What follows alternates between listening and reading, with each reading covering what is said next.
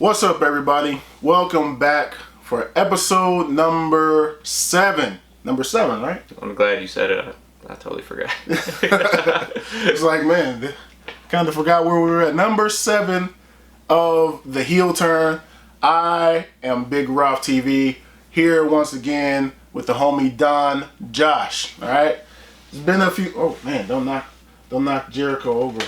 Yeah, take a minute to admire the beauty that we got back here. Didn't have a title this week, so went ahead and popped out one of your one of your most prized possessions, huh? Yeah. Andre the Giant, Chris Jericho, and the Hacksaw Jim Duggan autographed 2x4. That's what we got in the background here. It's actually a whole 2x4. Don't adjust your screen. It is that big. Yeah, it really is that big. So, getting started this week, we are going to discuss Raw. I know a lot of the times we get into Raw and we're like, there's nothing to talk about. It's the first thing out. Yeah. Get out of here, Raw. Let's go straight to Wednesday. But I do want to talk a little bit about Raw. The very first thing that I wanted to discuss regarding Raw is, where is the women's champion? I feel like she has not been on the show for a couple weeks now. Yeah, so they're just keeping Becky off. She's just been off TV for the past couple weeks, and we got this whole feud thing with Charlotte and the Kabuki Warriors that seems to just be lighting up Vince's idea of what the women's division should be right now. And just like you said, like, where is our women's champion? I don't see them building any kind of feud in time for TLC. TLC is what, 2 weeks away? Yeah. Like, literally this Sunday. So next Sunday? Next week. It's next Sunday. Week. Okay. Yeah. And I know if you've seen some of the other reports online, there's a reason they're not releasing any of the matches early. So Vince's, I guess his analytics are showing. I saw that. Yeah, they're showing that most of the signups come within a day, a few days, the weekend before the event actually starts. So they're not going to release any of the matches.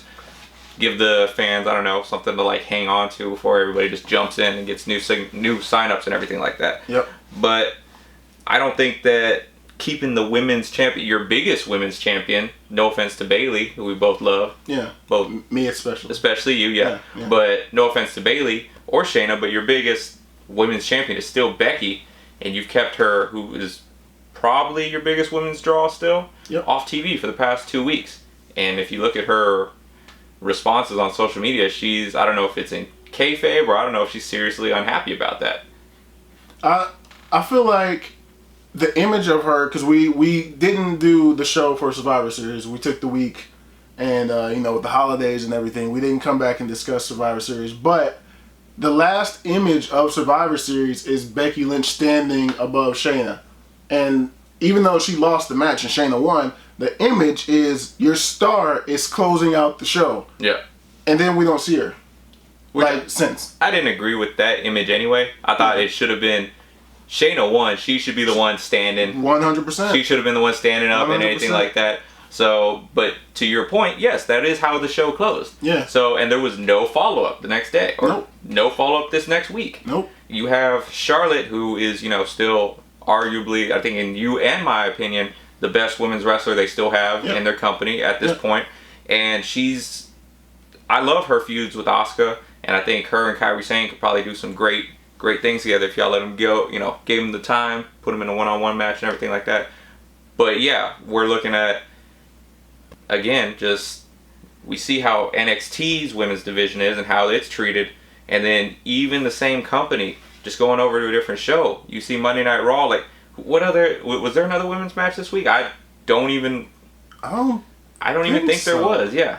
No, I don't think. I think that was it. So Charlotte and Kabuki. So you got Charlotte taking on your women's tag team champions, and obviously if they do build a match to TLC, it looks like it's going to be Charlotte and Becky versus the Kabuki Warriors for the tag team championships, which sucks for Natalya, who was in that tag team for a week. Yep. It was her and Charlotte for a week. I think they actually picked up the win. Yeah. They picked up the win, and then there's like, get you out of here. Natty, be gone with you.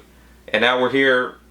I don't know, man. Like, I know you got high praise for the NXT women's division, but in the same company, just the SmackDown and Raw's women's division is not looking great at all.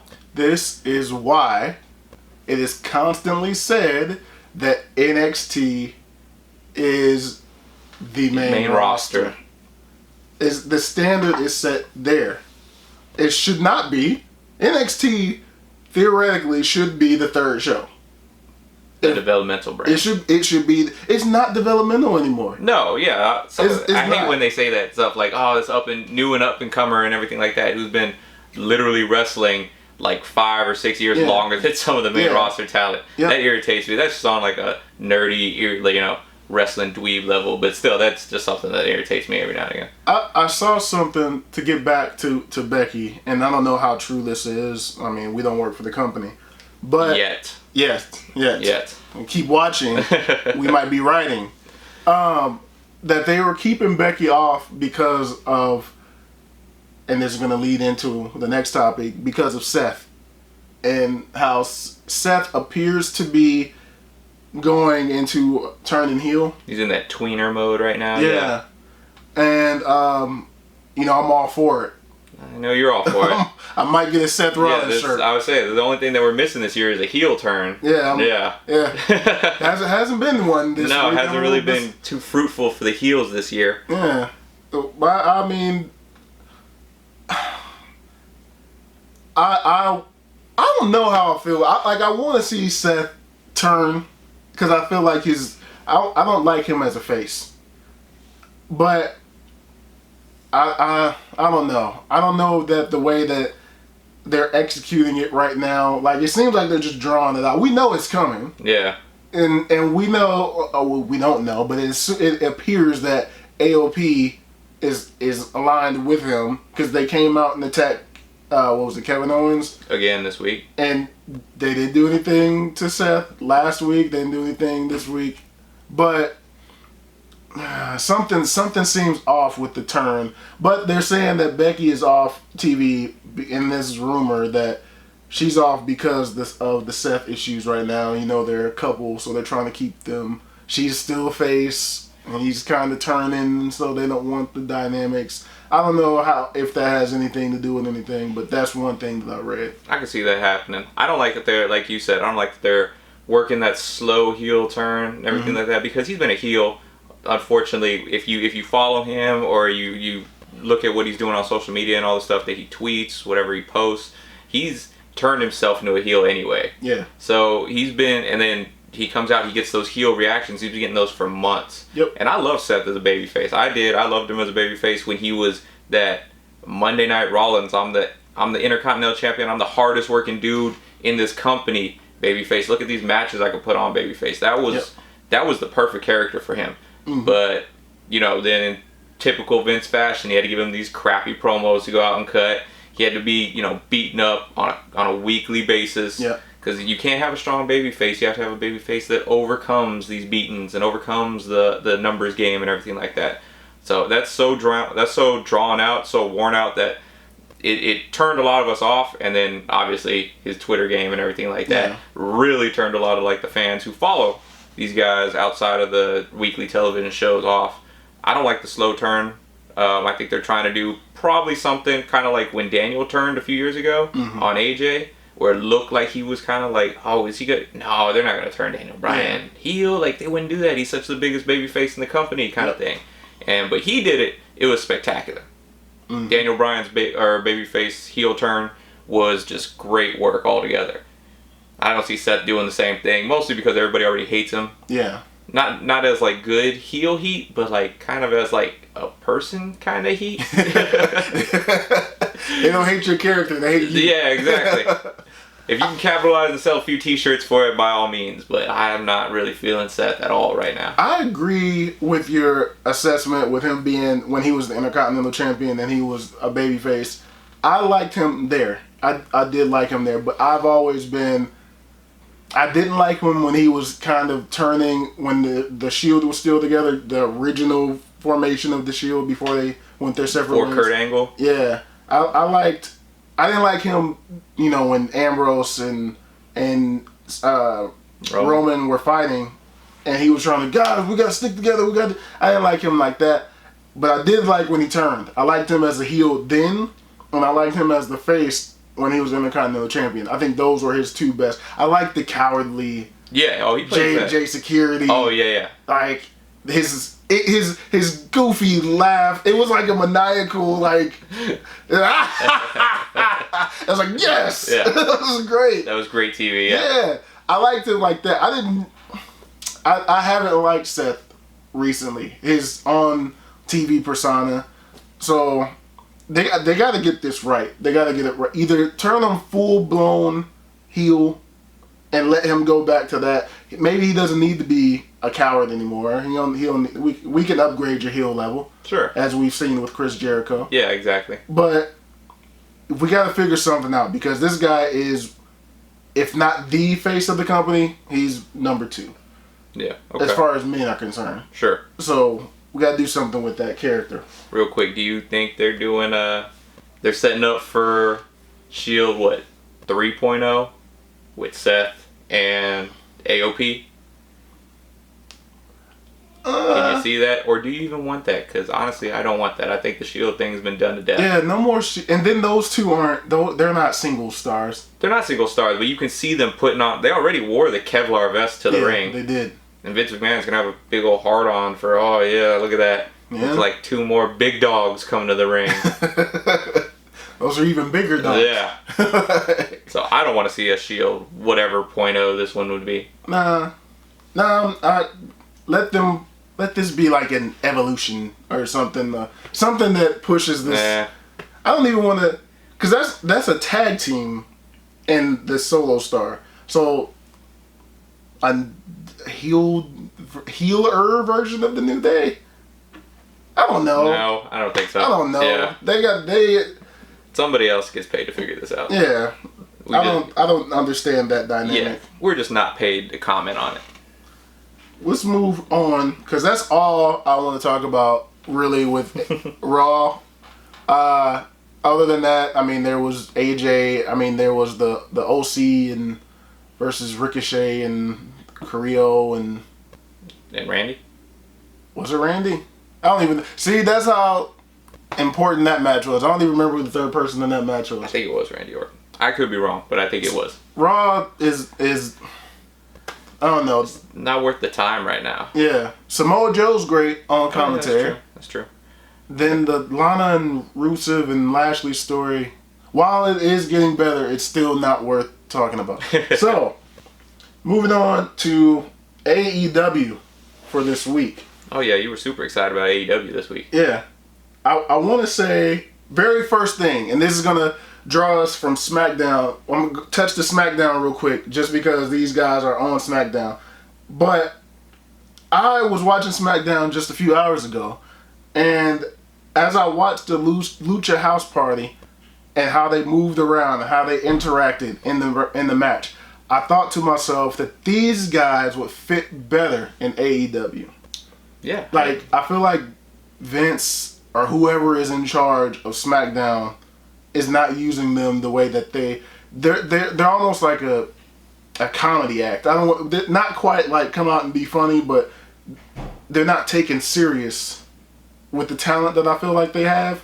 And I feel like if they were to just, you know what, let us out of our contracts, we're gonna go to AEW, and same thing, let them do all the flips and the double teams and everything that they do over there, I think they'd shine in AEW. Well, yeah, you already got kind of a different section or a different adaptation of that with the Lucha Brothers anyway. Yeah. Yeah, I just hope that if they do, which I think they are all want out of their contracts. I think they posted that on Twitter. They're all like counting down the days till they get out of their contract. Mm-hmm. You're right. They're mostly just a comedy act without being funny. Yeah. Like when they were bringing the piñata to the ring and everything like that. They still do that. They had streamers or confetti this week. Yep. So, it's just their target audience is kids for this one. But this is just not working out for me. And I don't know.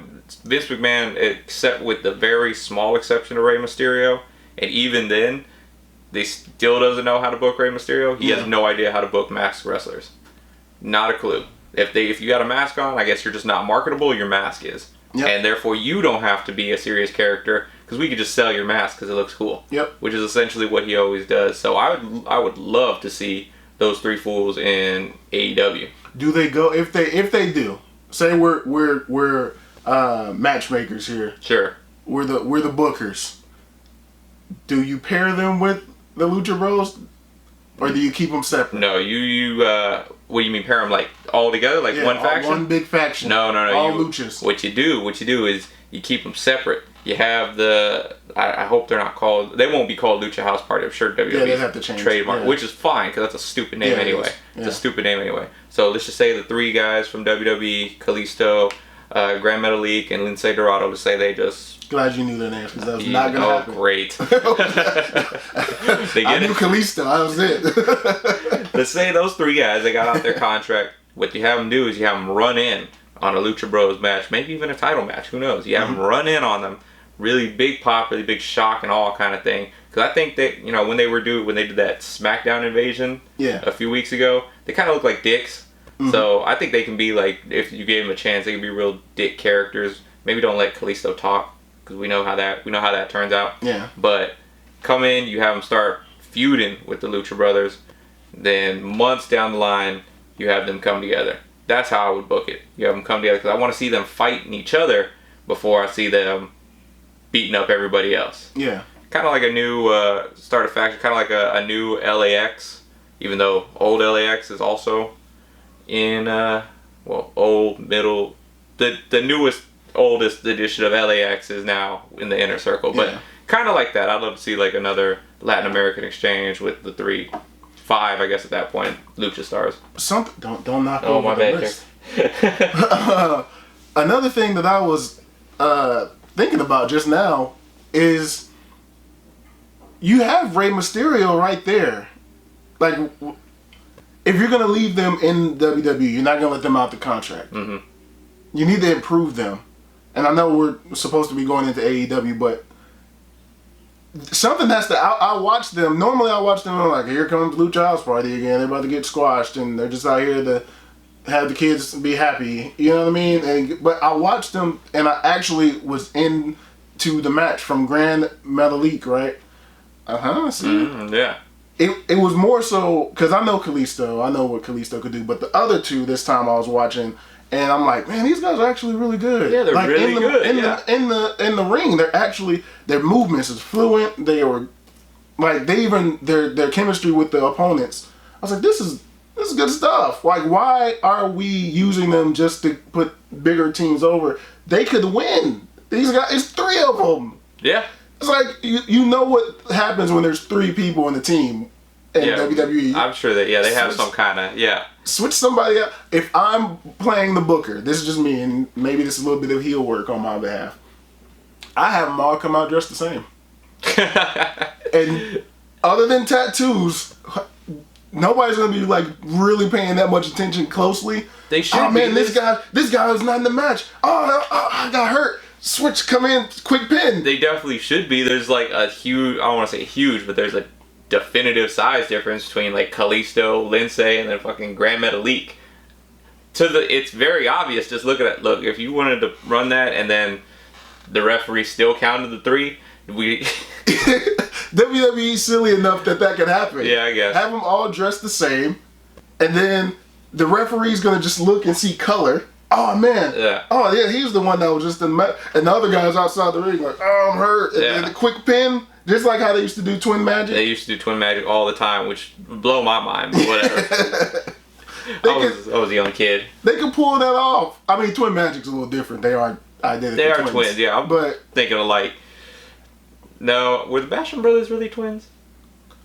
Yeah. Yeah. The Basham brothers were twins. Good for them because they did that. They did that too a lot. Well, anyway, you could turn them to heels and have them cheat like that, or have them get with Rey Mysterio and him form the same faction that we're talking about could happen in AEW. Have Rey Mysterio lead it with those guys. Yeah, I'd love that.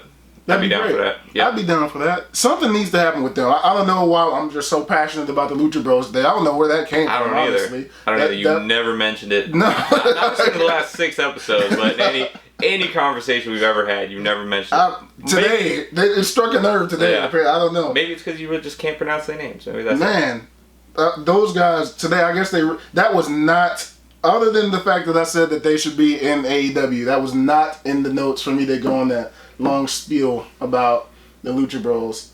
The Lucha House Party. But anyway, let's go to AEW here. So where are we starting? Where are we starting with AEW? Well, I guess because we're such especially you're such a huge fan of like the women's division. Like, what did you think about the new? Well, not new. She's newer to the company, but Chris Statlander and the Hikaru Shida match, where Chris picked up the win over the number one contender. They built that up really heavy whole match. They did, and it was a shocking thing too, because they kept emphasizing she's the number one contender, Shida. Number one contender. Mm-hmm. And then they showed Statlander's win-loss record, and I was like, yeah, well, she only had like 1 or 2 matches. But she hadn't won yet. Yeah, she hadn't won yet. And I'm like, well, okay, she's about to lose. Yeah, put on a good match, but she's about to take that L. Yeah, she's taking the L. Yeah. And then I like that the match was longer. It wasn't a quick 2-minute, you get a little offense, I get a little offense, and then the match. They actually let them go for a little bit. And it was a really good back and forth match. At times it looked like Shida was just going to destroy her.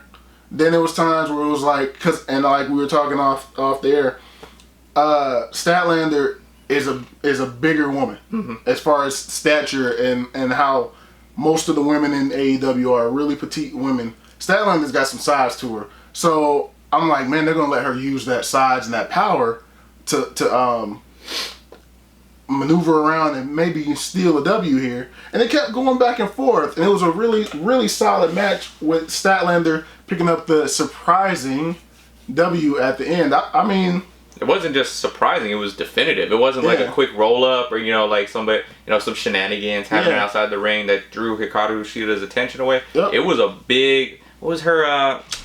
The Big Bang. That's what her finisher is called. The Big Bang. Look, I like she's great, and I like she really got some talent. I like her talent. I like her wrestling. I hate her gimmick.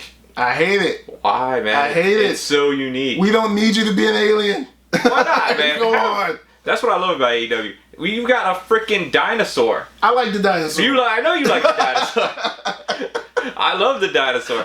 Give me, that's all I need. I need a dinosaur. I need an alien. We got Marco Stunt. That's not even a gimmick, but that's just, I love him. Yeah. And then you got the Dark Order, which is now, okay. It's kind of creepy. Yeah, kind of creepy, yeah. And then whatever Brandy's doing. I don't know what she's doing. No one knows what she's doing. And she tried to recruit an alien. That ruined the end of that match. It really did, yeah. Like, I don't know if it ruined it, but it definitely, had me, take a step back and, came back down to earth, pun intended. Yeah. And I was like, no. Yes. And I was like, oh man, this is really not fun anymore. Yeah. My question, and then I read up on it, so I'll say it. My question has been for the longest, why is Awesome Kong not wrestling? Mm-hmm. And you see her come down, she cuts some hair, she scares some people because she's huge. And we were talking about, man, Chris Statlander is a big old girl in comparison to everybody else. But then you see Awesome Kong come out to the ring. It's like, okay, well, Chris Statlander ain't that big at all in comparison. Yeah, calm down. Chill out on the size comparison here. But I've been wondering, I'm like, man, Awesome Kong comes out every so often, but she doesn't actually get physical and wrestle. What's going on? And I read that she's actually pretty banged up after years of wrestling and things of that nature, and that she can't actually go like that no more. Really? It might be, she's just here now for scare tactics and not so much to come out and actually wrestle, which sucks because I thought we were building towards that. Somebody's gonna get mad at Brandy and you stop coming out and cutting hair and I'm gonna do and yeah, quit cutting hair. Yeah, please dastardly stop. Bitch, you quit cutting hair. The clippers didn't even work today. Yeah. You're just yanking at my hair for no reason. Just stop with the. I thought somebody was going to come out and stand up to her, and then Awesome Kong would defend her and they'd set up a match. But it doesn't look like that's actually going to happen, which is disappointing too. That's a bummer because I really wanted to see. I was really kind of hyped that it would happen eventually. Awesome Kong versus Nyla Rose. Yeah, I was really looking forward to that. Was a beast. Oh yeah, she killed Rick Knox this week. Did you see that? Yeah, I did. Oh man. Poor Rick. I was like, he's like a 50, 60-year-old man going through that table like a champ. He took it though. He took it like a champ. Yeah. So did his lady. She took the beat down as well. Yeah. Oh man, both of them just having to be carted out. That was funny though. I like that. I was down with Nyla just beating up on everybody like that. And then the Britt Baker. The Britt Baker challenge. Hit the Britt Baker challenge. They were wrong for that. They were wrong for that's Adam Cole's girlfriend. I guess they had to get WWE back for that. That was good. That was clean what they did right there. I was, because you had messaged me before I caught the episode. You was like, did you see them? Did you see they got back WWE for that? I was like, what are you talking about, man? And then that's Adam Cole's girlfriend. And then you see, I'm trying to figure out, was Britt actually in the audience, or did they steal WWE's thing? Because it was the same attire, same makeup, and everything, and she just like, I'm like, no way. No way she's wearing that same thing. Yep, she's just in the audience. Chicago, just chilling. Just random. Yeah. You're part of the company, but you're in the audience. That's how I felt when I saw Rick go through the table. I was like, they killed him. They killed my man. Yeah, other than the hair cutting part at the end of the Statlander and Sheeta. Dang it, I said it. I was on a roll. Dang it. It's going to be like a win-loss thing with Yeah. Throw up a tally, man. Throw up a tally. No, I'm not going to edit it. Throw up a tally right now. So let's keep it honest. Let the tally drop right here. Every time you miss a name, it'll fall back down. It's like a nice old scoreboard. We'll start keeping track of it. Right and wrong tally. Man, Sheeta and Statlander. There was great women's wrestling on AEW this week. Yep. As a whole. And that's what I was looking for, AEW. That's what I like to see. Now you made me believe more so in your division. Other than the haircut. I don't need to see haircuts anymore. Sure. But I don't know. Did they say a name for the one that came out the audience? No. They didn't name her yet. Okay. She'll probably show up next week, I imagine. You think she wrestles? Well, yeah. I mean, I hope she does. Because that would be pointless if she just gets a haircut. Exactly. It's like, I need a free haircut.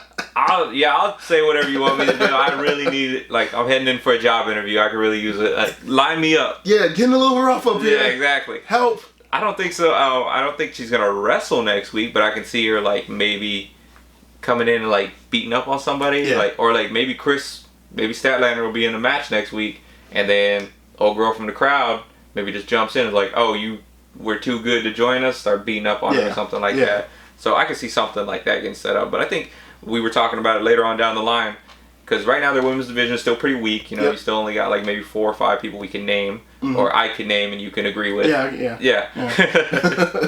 We got so adding them this way seems kind of like a pretty cool idea. I know I said I don't like the whole straight edge society reboot, which looks like it's gonna go. Just don't shave everybody's head when they come in, and let them drink if they want to. But we don't need a bunch of bald women. Yeah, exactly. We don't need a bunch of bald creepers. You got the female Dark Order going on over here. We don't need that. But if that's the way they're going, I think that's a cool way to introduce new women.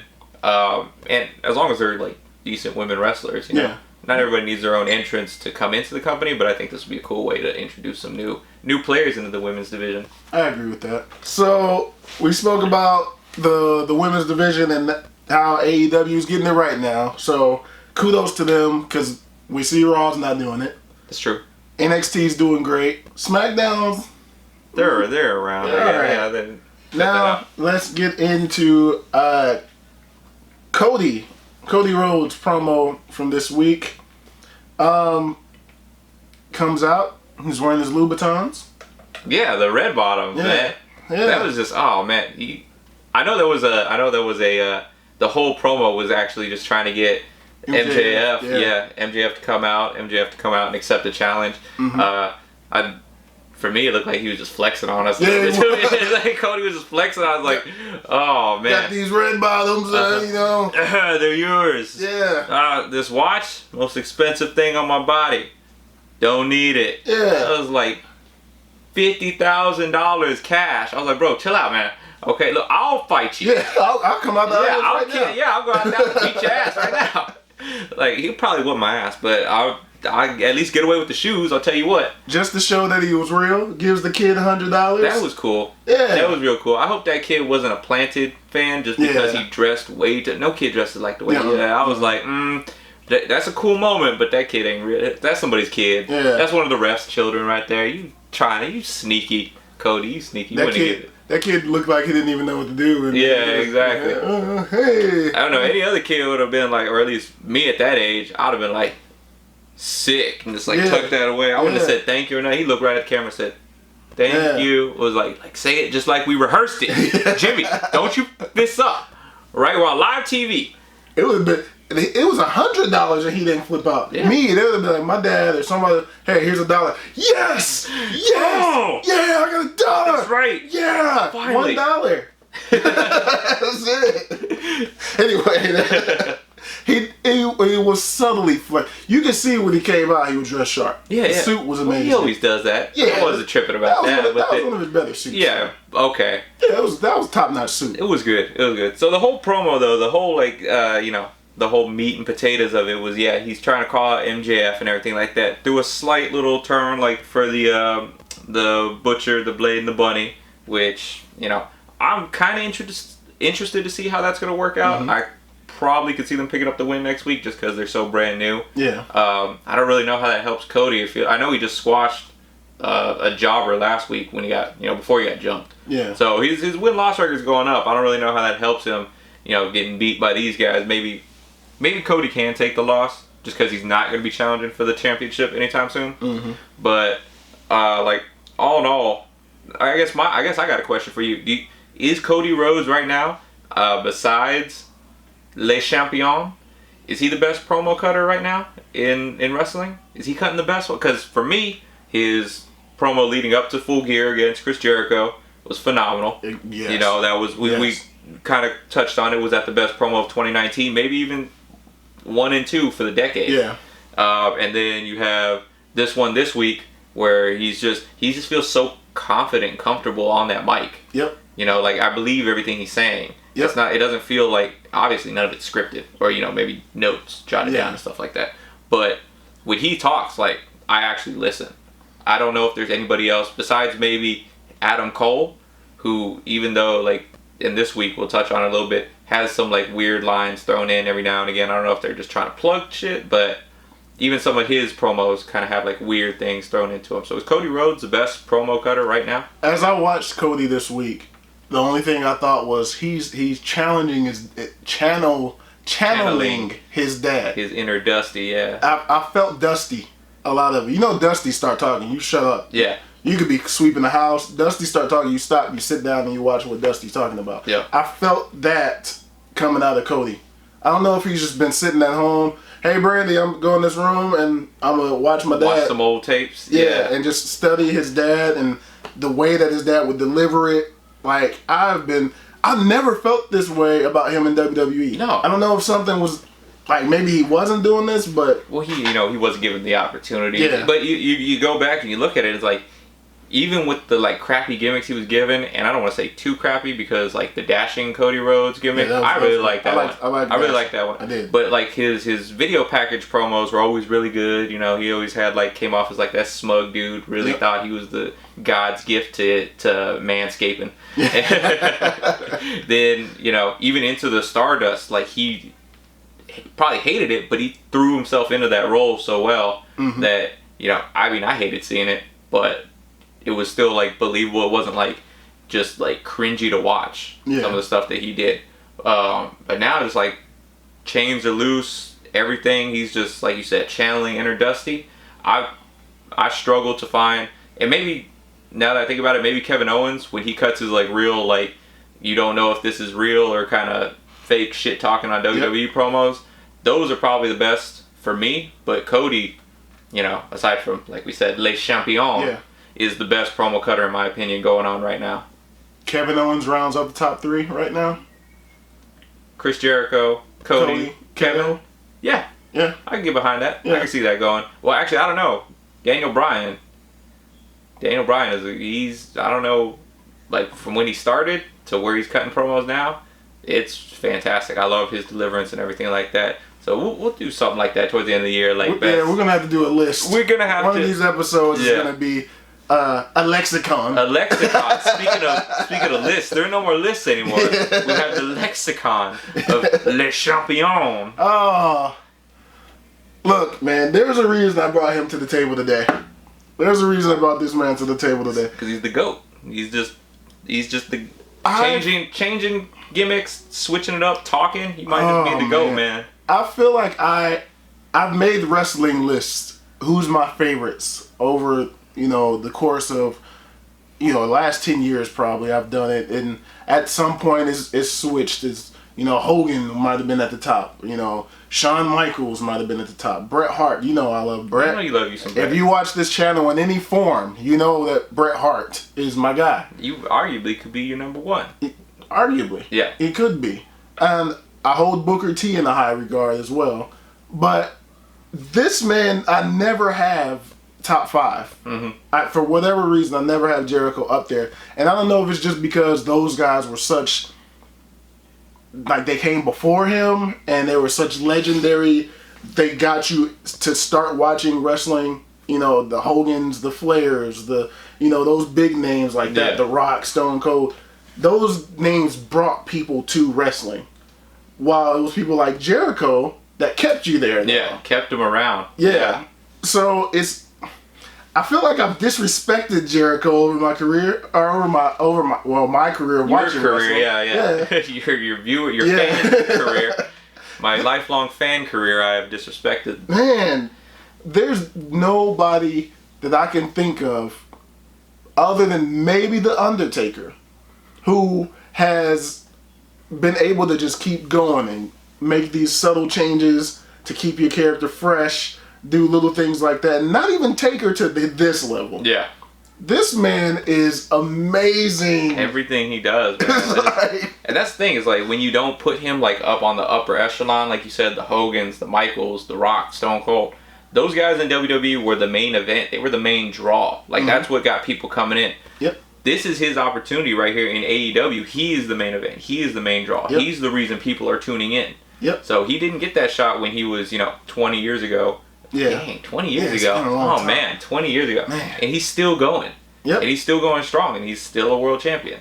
So, but, yes, his lexicon this week was just another example. Stop living in 2016. That was great. I was telling you, because we were just watching it right before we started this video, and I was telling you one thing that popped me, like, way harder. You told me you some of the, like, subtle ones that slipped in, like, what did he say? Hangman Page. What did he say? Some other Page. Yeah, Adam Page. Yeah. And then he's like, Page. I was like, wait a second. It's like Darby Allin, Alan Jones. What? When he said Alan Jones, said, I know it's AJ. He's sneaking. He really was sneaking those in there. Moxley. And then it was like, what made me laugh was right before he got interrupted. And this is probably just me. I'm probably just an idiot. But he said, he's like, Evil Uno, Angry Dose, Hateful Trace. I should not have been laughing as hard as I was. I think I had to pause the video for that one just because that was so good. But that leads into, his lexicon was great. Just go check it out. Yeah. Everything he does every week. Everything he does is great. That leads into what we were kind of discussing in a debate that I believe your cousin was kind of brought up for us, is that Jungle Boy came out, with the Luchasaurus and Marco Stunt, which Jericho kept going. So there's no dinosaurs either. I'm not fighting dinosaurs or kids. He's like, do you really think I talk like this? He like growls. That was great. Just watch the whole thing. But left it up for, so he's not fighting dinosaurs, he's not fighting kids. So, must be Jungle Boy. Yeah. And he even referenced it in his promo. You haven't won anything. Mm-hmm. You have a 0-win record here in AEW. I love the record. If I haven't mentioned that enough, I love the win-loss records. Yeah, they're perfect. It gives it you really can just be like, why the hell is he fighting this guy? Just like we spoke of with the women's match, it's like if somebody that has that win-loss, because you're gonna see the loss record, and you're like, man, that guy sucks. Or this girl sucks. You're literally like in your mind, you're thinking, well, they're not gonna win against Les Champions. Yeah, and then this person comes out and gets the upset. So it's like it makes it. I don't want to say more believable. No, it does. It adds a little bit more realism. Exactly. To it, yeah, it definitely makes it more realistic. Yeah. So that's what like we were talking about is like in our group that we're a part of. Somebody put in, hey, Jungle Boy, why is he fighting Chris Jericho? That's a joke. There's no reason for him to be doing that. So Jungle Boy comes out, he challenges Chris Jericho with Luchasaurus and Marco Stunt right there. And but yeah, brought up a good point is these win-loss records, they really add some validity to how you would imagine an AEW match kind of finishing, because you would see it and you would be like, okay, so this guy has no wins. Or just like you were talking about with the earlier the women's match, Statlander comes out, she's okay, she doesn't really have any wins. You're going against the number one contender. You kind of can in your mind predict how this is going to come out, and then the big upset happens. Yep. And you kind of see you can kind of be there stunned, and I think that's what the win-loss record is a huge asset. It's a good tool that AEW uses. But yeah, at the same time, like with Jungle Boy coming out and challenging Chris Jericho, the whole point of this was that some people don't think that that's going to be like Jungle Boy really doesn't deserve that match. Yeah. But my answer to that is, first of all, it's not for the championship. It's not a title match. Nope. And like Chris Jericho has to fight somebody. Yeah. Like you can't just. I don't think we want to. It would have been cool if it was Luchasaurus. Yeah. I'd be excited about that. Yep. But I don't think you want to blow that match too early, kind of thing. There's still a huge amount of hype around Luchasaurus, and like we both said, we love us some dinosaurs. Yeah. All of a sudden, you. Love you, the big old dinosaur who's got a master's degree in whatever he's got. But yeah, I think that this Jungle Boy versus Chris Jericho match, first of all, I think it's going to be a great match because Jungle Boy can really go. Yep. That dude can go in the ring.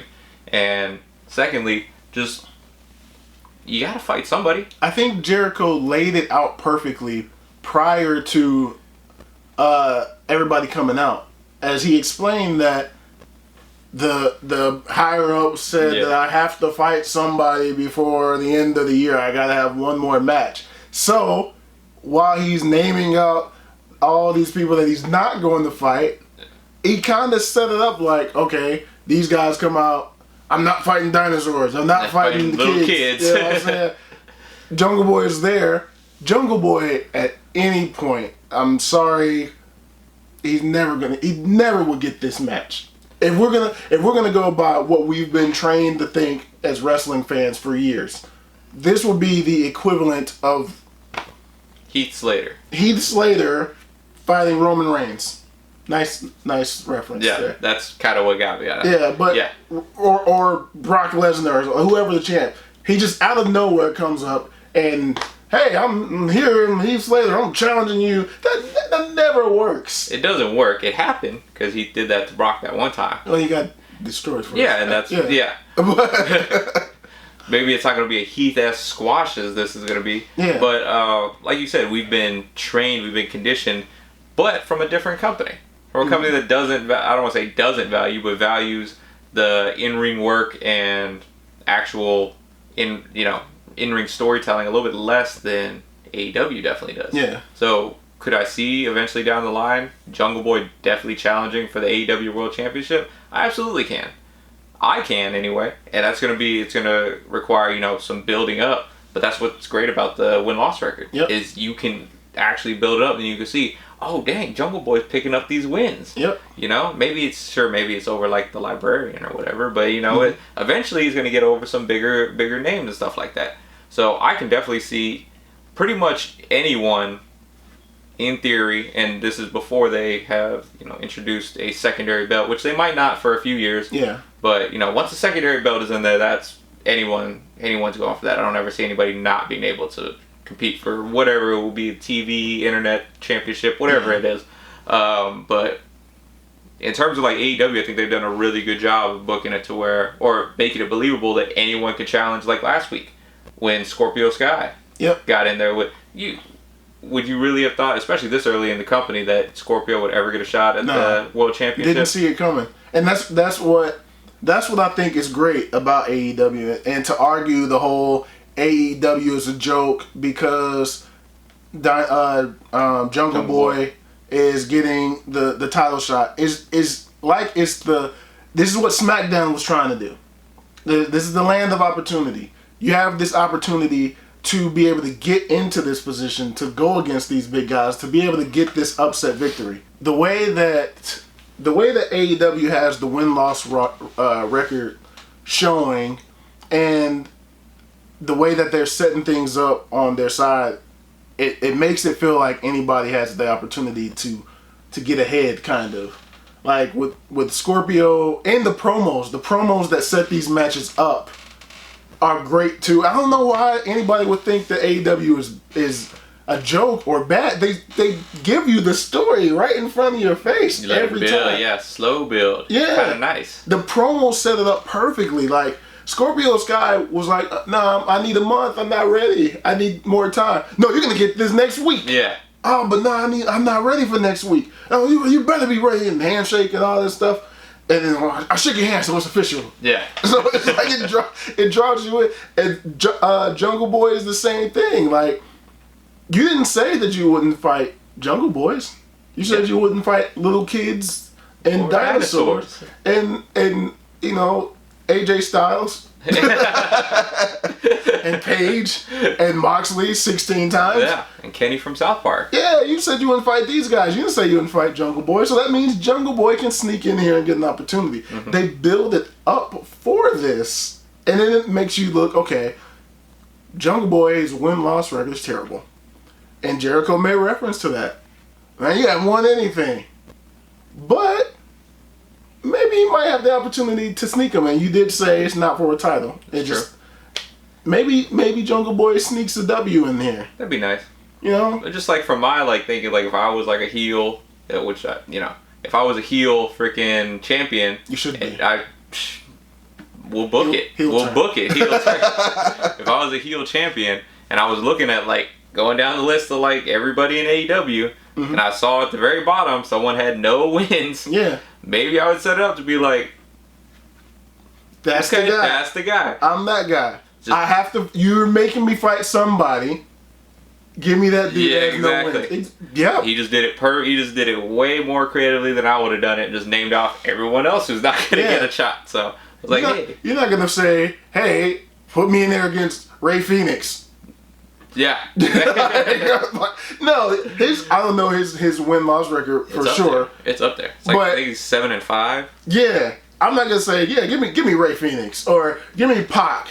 Yeah, exactly. Yeah, no, stay away from up there. Yeah. This guy, zero. Him, give me him. I want that guy. It was perfect booking. I don't understand the criticism of that. Well, you just got people who are gonna be pro WWE no matter what. Yeah. And that's something that we're pretty good on is we're not picking sides. We don't pick sides for NXT, AEW. We definitely I love AEW. I love NXT, which speaking of NXT this week, mm-hmm. Great transition, you're welcome, we had another great show. We had another great show this week, and we built to, a lot of it was building to next week. And then December 18th, which I believe is going to be the last show for everybody because Christmas is on a Wednesday this year. So holiday week. That's nice for letting people have that time off. But everything's building to these next coming weeks, so we had... probably just the best outcome that we could with what's going on. All the main event stars right now is we built to next week. We're going to be seeing a triple threat match between Finn Balor, Tommaso Ciampa, and Keith Lee. I'm basking. You're basking, yeah. You're basking in his glory. Yeah. It's going to be the way they set it up this week I thought was phenomenal. They had the whole 6-man tag match at the end of the night, mm-hmm. which, just really quickly, every time Dr Kovac gets on the top rope, tries to do a senton or something from the springboard top rope, I hold my breath in anticipation. I feel like that man is going to snap something. But he's really good. Yeah. He is really phenomenal out Psycho there. Sid, he is not. He is not Psycho Sid. Yeah. He knows how to land with both feet. Yeah. Both feet. Yeah. Yeah. Still attached. Sid had no business being on the Ever. Ever in his career. He's not Psycho. He's no Sid at all in any way, shape, or form. But, yeah, into the match. You had the Undisputed Era versus Ciampa, Keith Lee, and Dr Kovac. And it was just it was hard hitting. It was great. It was fast paced. Everything was going perfectly. They did they looked like they were gonna do some kind of Tower of Doom spot until Finn came in at the end, drop kick Adam Cole into Ciampa into the ref, which was hilarious. I'd never seen anything like that. It was a huge domino effect. Then he's setting it up. Looks like he's aiming. He's got the pistols out. Looks like he's aiming. Gonna take out Adam Cole. And then the camera work, I told you, was spectacular. Amazing. You just got Keith Lee just rising from the pot. Looked like some Marvel effects. Yeah, it just looked like he just looked like a monster. Just like coming out from behind, like a what's it? Halloween, like a Mike Myers kind of character. Just kind of looking down on his prey right there. And the finish, won't spoil the finish or won't spoil the actual moves into the finish, but saw Keith Lee beating up Finn and getting the pin over Adam Cole. Mm-hmm. And do you think, for me, my question for you is, do you think that this was, because when I saw it, I was like, this is great, but was this planned? Like if you look back at, like, let's say, before Survivor Series, before the invasion and everything like that, did you see Keith Lee being in this position? The ascension of Keith Lee, who, I'm going to say it right now, I'm going to tell you this, I'm announcing this publicly to all the viewers out here. Keith Lee is on my list. Oh, he made it on he's on the official. The lexicon. He's on my lexicon. He's on his lexicon. He's made it. I think I might have been hesitant before. Yeah. He is 100% on the list now. Keith Lee is my boy. He's earned it. He's earned your boy status. Yeah. We need to get make a graphic that's just got like a sticker that says like my boy, pops up. You can stick it to Keith Lee now. Stick that pin on Keith Lee. He's earned it. He is now Raph's boy. Get it on your shirt. He's gonna come out next week with the big old patch that says Raph's boy on it. That's what he needs. I feel like the rub against Roman and talk crap about Roman Reigns all you want. I know a lot of people hate Roman Reigns, and I know some people were upset that Keith Lee didn't actually beat Roman. Okay. I know some people were like, man, he should have got over. I would have liked him to get over, but I wasn't devastated. It made sense to me. Yeah. It's still Roman Reigns, no matter what we think. It's still Roman Reigns. And NXT still won the night. Yeah. Okay, you didn't beat the face of the big dog. You didn't beat the person the WWE sends out for your company. You didn't beat him. It's not like this was The Miz at the end of the match. Yeah. No offense to The Miz. I love Miz. Sneaking one, yeah. Miz is one of my boys too. But this was the big guy. And you went head to head with him. And you put on a hell of a show.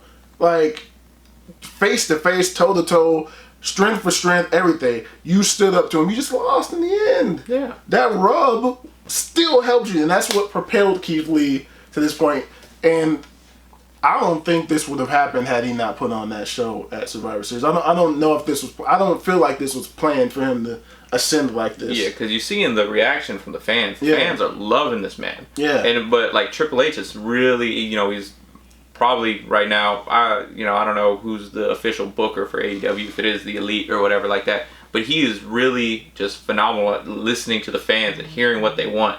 So if initially it was going to be, just Ciampa versus Cole, or Ciampa and Balor versus Cole at the end of the year for the title, which would have been a phenomenal match anyway. The fact that Keith Lee, you can hear the fans' reactions, you can hear that he is now the most over guy in the company. Yep. That's without a doubt. Yep. He is the most over guy in NXT right now.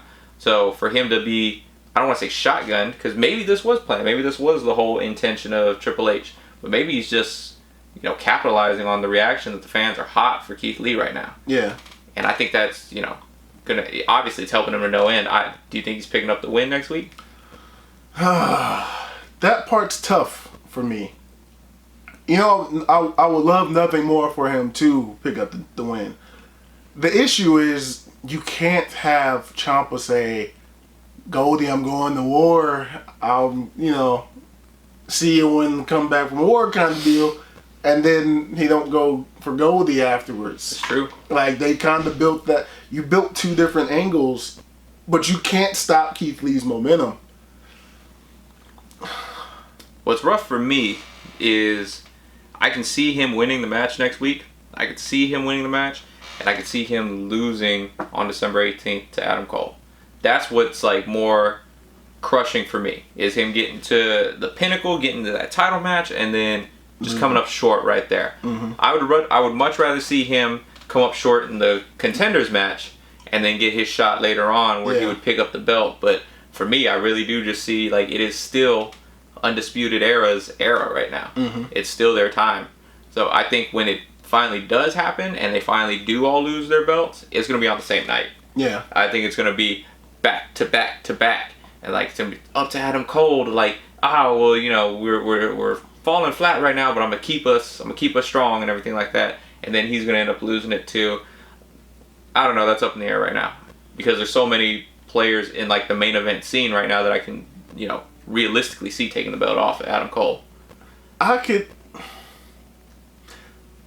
see, I don't know who's gonna beat the tag champs. I don't know what's going on with that. That's going to be a rough one. Yeah, because Fish is still hurt, right? Yeah, he's still hurt right now, but they're just keeping him off for a while. I think, they probably won't defend the titles until February 16th, I want to say. The next takeover. Yeah. They probably won't defend. There's usually one at the Royal Rumble. They're just pushing them separate now. Yeah. So, they're not doing a takeover. They're doing a Worlds Collide at the Royal Rumble. Yeah. So, it's going to be NXT versus NXT UK kind of thing. Yeah. So, I think that'll still be a fairly decent pay-per-view. I didn't watch the old Worlds Collide live.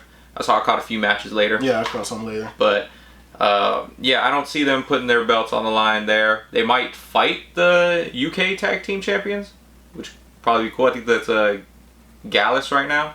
I think that's who they are.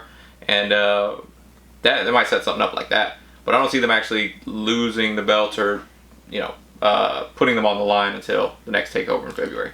You know what I can see happen, and this is my prediction. This is my prediction for what's going to happen here. Keith Lee's going to lose this next week. Yeah. Ciampa's going to win that match. Okay. Somehow, I don't know how. I don't have that prediction. Sure. But Ciampa's winning that. Yeah. Ciampa versus Adam Cole. Mm-hmm. Keith Lee's going to go against Roderick. I think that's the belt that Keith Lee is going to get first. If I would like to see it the other way, but I don't see how you have Ciampa go down when he's been promising Goldie. Yeah. I don't see how he goes down to the North American Championship.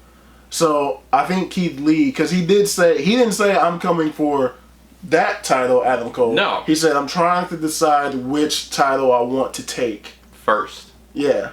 So Ciampa will win, go on to fight Adam Cole, and then I don't want to say as a consolation prize, but you have Keith Lee versus Roderick Strong for the North American title. And then I don't know what you do for the tag team, because you can't. Because we were talking about it a little bit. We were thinking that it was going to be Keith Lee and Dr Kovac fighting for the tag team titles, which would have made sense. I would have been all about that, but now it looks like Keith Lee is just too big of a player to be in the tag division. Yeah. So if for me it's going to be the same. I think it's going to be Ciampa next week. Mm-hmm. I think it's going to be Ciampa because something's going to happen. I don't know. But like with my prediction, unfortunately, Keith Lee is taking the pin next week, which is kind of the only reason Keith Lee has to take the pin is because in my head, and this is just me speculating, what I fantasy booking, Gargano's coming back next week to cost Finn Balor. In my head, so I can see that. That's what I see happening. He's coming back next week to cost Finn Balor, and that's going to set up a match. Obviously, the match that should have happened this past takeover at War Games. Mm-hmm. Probably, continue that up until either the next takeover or Worlds Collide, depending on how they set up all the matches there. I don't know if it's going to be strictly NXT versus NXT UK, or if they're going to have some of their interpromotional matches. thrown together. Either way, that's what I'm seeing happening. I just don't know how Keith Lee takes this pin and still looks strong. Some interference will have to happen from Undisputed Era. Yeah, something has to happen to eliminate. It's not going to be a straight up. I don't know, man. Because NXT is really good about not. I mean, Undisputed Era. I think they are running in, and you can kind of predict that the Undisputed Era is going to get involved in certain matches. Mm-hmm. But even then, there's sometimes they're pretty decent about not spoiling it and letting the match play out all the way. Like AEW is really good about, even though these two huge stars, like when it was Moxley and Pac, you know, even though that went to a draw, so it's probably not a good. Pac and Hangman, even though they're both on a roll, it doesn't look like either one of them can lose. One of them is gonna lose. Yeah, and they're pretty good about setting it up like that. You know what I like? Before I forget about this, I like when in the middle of a match when Ciampa does well, he goes. You had to get that on there. I like that, yeah. Before I forget anything important. I just, while we were talking about him, I saw it in my head. I saw him sitting on the big cheesy smile, too. Yeah. Like, what do you do that for? Oh, man. I love that. I don't know where that came from. It was great. Came from a good place. Yeah. I think he does go on and at least pursues gold. And you know what? In the long run, I kind of feel like Ciampa versus Keith Lee would be the better match if it came to that. Hopefully not. I mean, they both will wind up having the gold. I just don't want to see. I don't want to see Keith Lee just get called up too early either. Yeah. I kind of or called to the side. Lateral movement. Yeah, because now that I'm thinking about it, if he's just like, if he does win and he gets his shot at the world title and or the NXT championship and he loses it, is that kind of fodder for like, couldn't get it done, I guess it's time to move him up. Mm-hmm. I don't want anybody to leave NXT anymore. I don't. Yeah.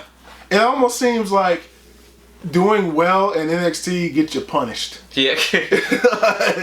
Exactly. You are doing amazing down here. Let's send you over to SmackDown where you can sit behind the flounder. scenes. Yeah, or you're going to be sitting in a closet in darkness doing creepy promos that lead to nothing after you were amazing in NXT. You're kicking people's heads off. Yeah. And now you're...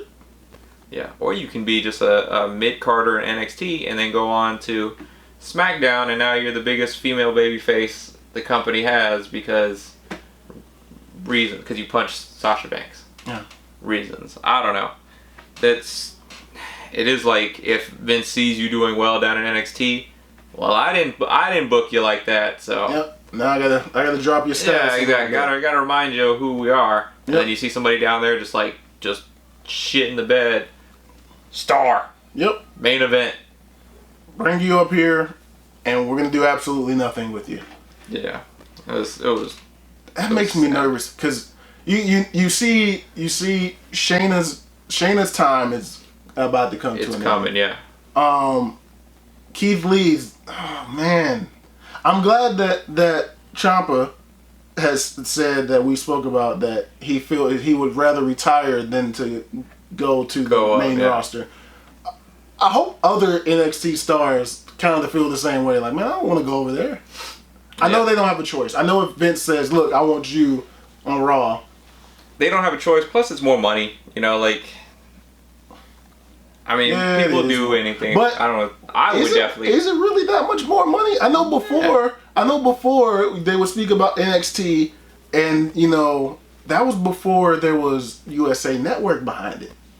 Well, I don't know if now there's more money. I don't know how much more money it is. I don't know what their contract situation is like, but assuming that everything was still kind of in the same, same realm that it's always been, getting called up to the main roster, they still bigger paycheck. Still bigger paycheck. So, but good for Ciampa for sticking to.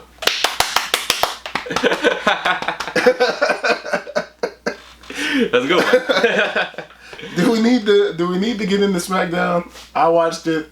I know you might have missed it. I watched I watched some of it. No, I didn't really like too much of what was going on with any. They didn't really progress. Like I said, the Lacey Evans face turn for no reason because she's a real American or something like that. Yeah. That doesn't interest me. She's a heel no matter what. She's like a Seth Rollins heel. Yeah. She's just better as a heel. No, you talked about how you feel about the Lucha house party. Yep. So we got that covered. We can talk about Bayley and Sasha against Lacey, though. From the very beginning, Sasha's promo after Lacey's squash match, which... Anyway, Lacey fakes like she's going to punch Sasha, and Sasha falls to the ground, screams like she's just terrified of Lacey. Like horror movie scream. Yeah. And then Lacey just kind of walks out thinking, oh, I punked her. I ain't but nothing gonna happen to me. And then Bayley just comes and knocks the shit out of her. Oh man, she just clobbered her, bro. Oh my god. It's like nobody told her that you're not really supposed to beat up on him like that. Oh man, she hit her so hard. Lacey's head. Like golly, Bayley, take a little bit off of that. I was gonna say because you saw like Sasha came up a little earlier or a little later and just like kind of like gave her a love tap with their foot. I think that was kind of like trying to make up for like what Bayley did. Like, hey, I gotta do this, but sorry about homegirl. Are you alive? Yeah. It was more like a tap and like, hey, you good kind of thing. But yeah, Bayley knocked the shit out of her. Bayley's not for games these days. No, I mean she had to because last week she looked kind of like a bitch. She got punk bitched out on the when Lacey just punched Sasha in the face and Bayley did nothing. Yeah. I don't know. Yeah, so I like her character. She's got that conniving, like real like cowardly heel character going. What we want from Seth Rollins. Exactly. But can't have from Seth Rollins because he did that already. No. They're not going to go back to the cowardly heel character. The biggest thing for me from this past SmackDown was they're setting up Bray versus The Miz. Yep, just Bray, not Fiend the Bray. You think it's not going to be Fiend Bray? You think it's just going to be regular Bray. Regular old Bray, huh? Because when they advertise normal matches with him, it's like the Fiend that's on the poster. It's yeah. This one is blue belt smiling Bray versus The Miz. That's crazy. Like because we haven't seen Firefly Funhouse Bray yet in a match. It was even him. Like it wasn't the Fiend that attacked Miz in the back. Yeah. It was even regular Bray, just like in his nice little sweater. Yeah. Nice sweater, all smiling and everything like that. Just came up from behind him, and that was because that was shocking to me. That was probably a little bit more shocking than I knew he was going to get beat up. Yeah. But the fact that he got beat up by sweater Bray. Yeah. Do you think that's what's going to happen? I think it's regular Bray. I don't know what his attire will be. Would it be the workout? The muscle man. The muscle man. The muscle man. He's gonna come out dancing in the match. Yeah. I think it's gotta be. I can get behind that. Yeah. I can get him coming out in the muscle man dance. That picture was creepy. A little bit. Yeah. Because I couldn't. It was photoshopped really well. Really well. That's the part. Because I was like, normally they would just cut out like the head, the face, or something like that. Yeah. It was the whole like he was actually in the picture. He was rocking the baby. I was like, wow. It's like other than Jericho, I think the best storytelling and the best I don't want to say acting. We know it's acting. It's all acting, but yeah. He's got the best character work. Yeah, he's got the best character work all around. Whether it's Fiend or it's just him on the Firefly Funhouse. Yeah, just being all crazy. Yeah, when he said I used to have a family, and then they showed the video of the Wyatts. I was like, oh shit, oh he did it, oh man, like it brings out the emotion. Yeah, like they're doing Bray well now. They really are. Yeah.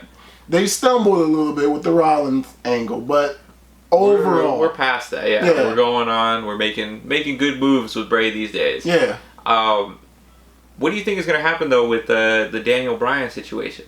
Because he didn't show up this week. We saw at the end of last week, Homeboy was getting snatched bald, as Naomi likes to say. Yeah. Hey, Naomi reference. Yeah, you're welcome. Right. Yeah, it's your house. But. So, what do you think is the plan for that? You think he's going to jump in because we assume this match is probably going to happen at TLC. Yeah. So you think they actually made it official? Oh, they did. So it's Miz versus regular Bray. Regular Bray. So did the Miz make that official? Because apparently he just makes matches now. You know? Miz was trying to avoid it. Yeah. Miz was like, no, I'm. This isn't about me. This is about Daniel Bryan. Like I'm trying to defend. Not defend. It's weird because he's like, I don't like Daniel Bryan, but Daniel Bryan's a big part of the SmackDown family, so I gotta represent him. That's awesome. That's deep storytelling right there. Yes, it is. Deep we give them a lot of shit for Bobby and Rusev and Lana. Yeah. We give them a lot of shit for like the crap storytelling they do. But this is like probably the best, like deepest in line storytelling, and like it goes back to Bray, I used to have a family kind of thing. So he's taking all his time in WWE. It's all coming back. He's taking out on the people, long-term booking. And I think we need to, I'm not going to give him all the credit in the world, but we definitely need to give Vince mad credit for what's going on with the now, at least not the Hell in a Cell, but at least now with the Bray Wyatt, his Fiend character and his Fiend storyline. I just thought about something. I'm hoping I'm wrong here. Actually, you know what? In this case, I'm hoping I might be right. Well, that's not a good sign. Do you think this hair cutting thing is going to lead to Daniel Bryan joining the Fiend? As like a clean cut looking, like sidekick? Just like they just did on AEW. Oh. I don't know, man. Hair yanking yanked out. Yeah. Then he's not here this week. He's gonna come out maybe, and Miz is getting weak. Miz is getting soft. Like, hey, I'm trying to help defend Daniel Bryan's honor, and Miz might be a decoy, and Daniel Bryan just. Ooh, this might be getting good. Oh, now I'm invested. This might be now I'm invested in SmackDown. Good. Oh. I don't see how, because those two have never been on the same page ever. Even when it was Miz supposed to be, even though Daniel Bryan's got years, but when Miz was or Daniel Bryan was his rookie, even from that point, just never have they ever been on the same page. So I'm like, now you got Miz being a little sensitive and like, I want to, it's man, I really like that. I really like what you just came up with right there. But you're way smarter and a better booker than Vince is right now. Yeah. So I don't know. I overbooked it. No, I think you booked it just right because I am excited for that to happen. I definitely want to see Daniel come back all clean shaven and have his own sweater on. Have his own nice Bryan comes back with the sweater? Yeah. And the sweater and the slacks. And it starts beating up on the Miz.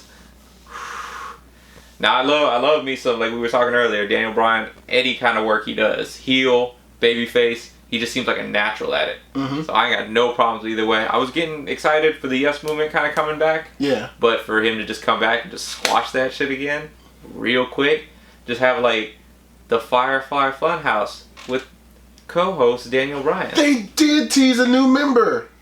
Yeah, did they show it? I don't remember them showing. Well, he said like we're gonna add like a new face or something to. We're gonna show a new face here on the Firefly Funhouse, and then he popped up with his Rabbit. No, it was Rabbit. He popped up with the belt that had the new face on it, and that was what I first thought. But then like at the end of the night, he comes back, and this was last week's episode. And at the end of the night, he comes out. He's like, "Oh yeah, I promised y'all a new face.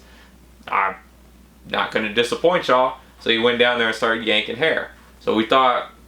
For me, I thought, oh, okay, by new face, he meant I'm just going to add Daniel Bryan's face to this wall by taking him out like that. So if that's what it was, if that's all it was, which is very possible, that's all it was, then okay, we'll see Daniel Bryan just come back with a haircut and beat up the Fiend. Probably lose inevitably, but still like give him a run for his money. Yeah. But I do like the concept of Daniel joining the Firefly Funhouse. I think the face that Bray Wyatt is talking about is, and again, this may be me being the better booker here. I feel like it's going to be there. I think Daniel Bryan is, because when they said I used to have a family, it wasn't just the Bray and Luke Harper and Eric Rowan. It wasn't those three. It was Daniel Bryan at the front with Harper and Rowan. So what? That's what the little camera shot was? Yeah, it was Daniel. Remember when Daniel Bryan joined them and swerved them. Yeah, for like 2 weeks. Yeah, I remember that. Yeah. It was that. It was that picture at the front. Really? I need to go back and look at that. I think I missed that. Man, it might be some very, very good storytelling going on. Oh, right now. Subtlety right there. I need to go back and check that out. You gotta be paying attention to all the clues to see what's about to happen. Well, there you go, man. He's already, because Daniel Bryan even threw on the coveralls for the family, so he can put a sweater on for the fun house. Put a sweater. He look good with a sweater on. Exactly. He got a new haircut and everything like that, trimmed up. I'm excited. You got me real excited for next week. I'm about to be completely wrong now. Yeah. It's like, because that makes too much sense. Yeah. Throw up the counter. Yeah. It's gonna be way off, but that angle, man, that'd be gold. That'd be gold if they did that. Yeah. Yeah. Now I'm tuning in to SmackDown. I'm ready. Yeah, you got me more excited than they did this week. But that's actually gonna do it for this week. We touched on a lot. We did, and unfortunately, we're in the month of December now, so it's not exactly the most ripest. It's not the ripest of time for any kind of wrestling content. Yeah. It's definitely the lull month of the entire year. Mm-hmm. A lot of downtime. There's gonna be, letting people be off for the family. So ultimately, getting ready for the new year, Royal Rumble time. The start of the year. So the road to WrestleMania, baby. Yep, and that kicks off heavy in January. Oh, we're gonna have some fun with that one. Yeah, I'm looking forward to that. Can't wait for that. And then, if I'm not mistaken, AEW's roster or the win-loss they're records supposed to reset. Yeah. So hopefully we get some more info on that within the next coming weeks, since December 18th looks like it's going to be the end of the year for both NXT and AEW. Yeah. So that should be fun, though. Yep. So that's going to do it for this one. Thumbs up if you liked the video. Let us know everything that, what you think. Give us some ideas. Give us some credit. Because Vince ain't giving us no credit. Yeah, man. Show this to your friends and all that kind of stuff. If you know people that work at WWE, let them know that we should be writers. All that all that kind of stuff. I don't want to promise a date. We're on holiday schedule too. We're on holiday schedule, yeah. We'll do our best. Hopefully, if the content is good, we should be here. If it's not that good, might take another week off. But that's going to do it for us. We'll holler at y'all in the next episode. Peace.